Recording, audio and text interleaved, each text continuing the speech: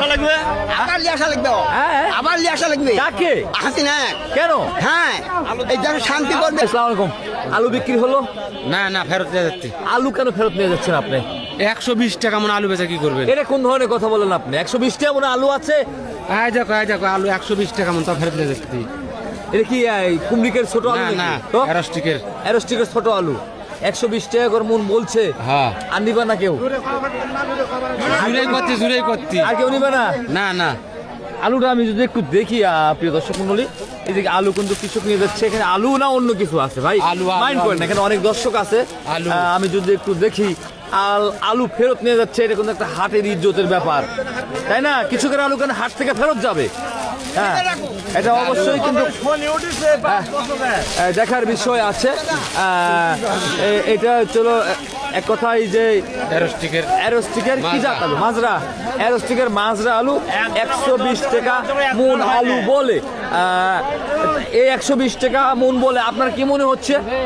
এই কপাল শনি উঠতে কৃষকের কপালে, কৃষকের কপালে শনি উঠতেছে। হ্যাঁ। আপনাদের কি মনে হচ্ছে? সত্যি কথা বলবেন, কেন ফেরত নিয়ে যাচ্ছে? খাসেন একটা লাগবে। হ্যাঁ, আলু ইয়া হবে। কাকে কাকে বললেন? শেখ হাসিনা ও তো নাই, ও তো নাই। সে তো ভোট দিবে। হ্যাঁ, কয়বার তাড়াবেন? ও তো নাই, চলেই গেছে তো। আবার আসা লাগবে।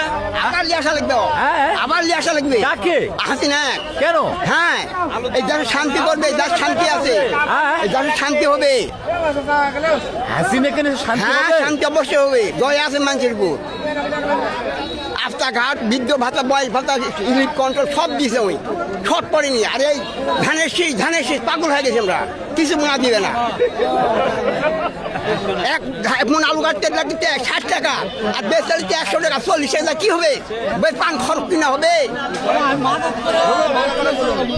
দর্শক মন্ডলী, শুনতে পেলেন আজকে শিকদারি হাটে কিন্তু কৃষক আলু বিক্রি করে নিয়ে অনেকেও ফেরত নিয়ে যাচ্ছে তাদের কাঙ্ক্ষিত মূল্য না পাওয়ার জন্য।